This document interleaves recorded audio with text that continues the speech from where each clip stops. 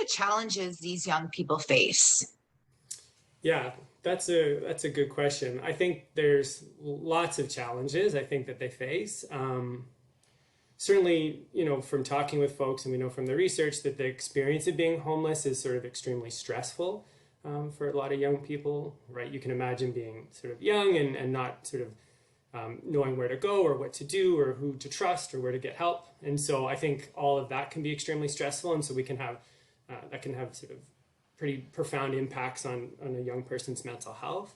I think sort of it's also worth thinking about that we do know from the research that sort of mental health and substance use rates certainly sort of bump up after young people experience homelessness. So their mental health might get worse or their substance use might accelerate.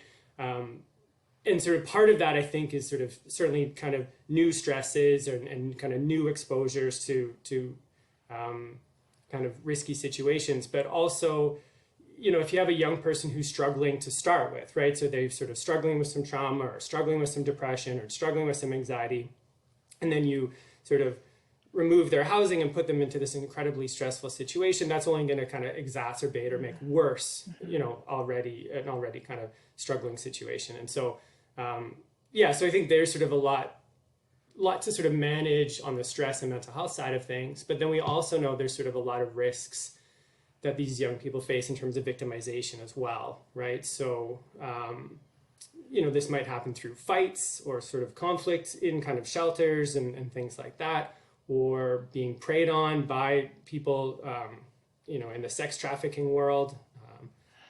It's sort of, this is an unfortunately kind of a common story, right? That sort of some of these predator types deliberately target young people who are at shelters and other kind of emergency services because they know that they're vulnerable. And then you can kind of add in there sort of, some of the kind of systemic sort of vulnerabilities, right? So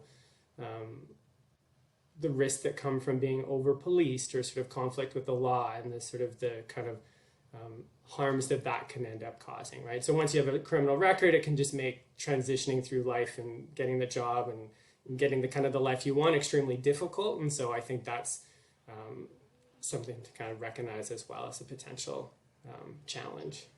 Mm-hmm. So I'm trying to think if there's other things here. There's so many challenges. It's hard to make sure you kind of capture them all.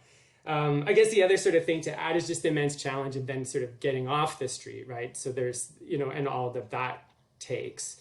And so, there's obviously sort of major barriers to finding kind of affordable housing when you're a young person, right? Landlords might not want to rent you. You might not have a super reliable source of income. I mean, it's sort of interesting to think. I talk about this with my students all the time is, for anybody trying to find an affordable place to rent right now is difficult, right? If you're sort of minimum wage or sort of kind of entry level in any way at all, finding a stable place to be or an affordable place to be that's good quality is really, really difficult. So these young people have that challenge to face. And then there's all the kind of the challenges of if you're trying to keep up with your education, I mean, going to school while you're still experiencing homelessness, trying to find a job while you're experiencing homelessness, right? What address do you put down? Does your phone have minutes when they call you back? Do you have the right clothes for it? And then not to mention sort of like all the kind of headspace stuff, right? Like, getting a job is scary and getting a job is challenging or applying for school is challenging. And so, if you have all this stress and all this burden and these conflicts and your roommate's kind of a jerk or your shelter roommate is kind of a jerk and there's all this chaos, it can be really hard to sort of focus on those things and do the best job that you want to do. And so there's a lot of challenges that come from that as well. Mm-hmm. Mm-hmm. Oh, for sure.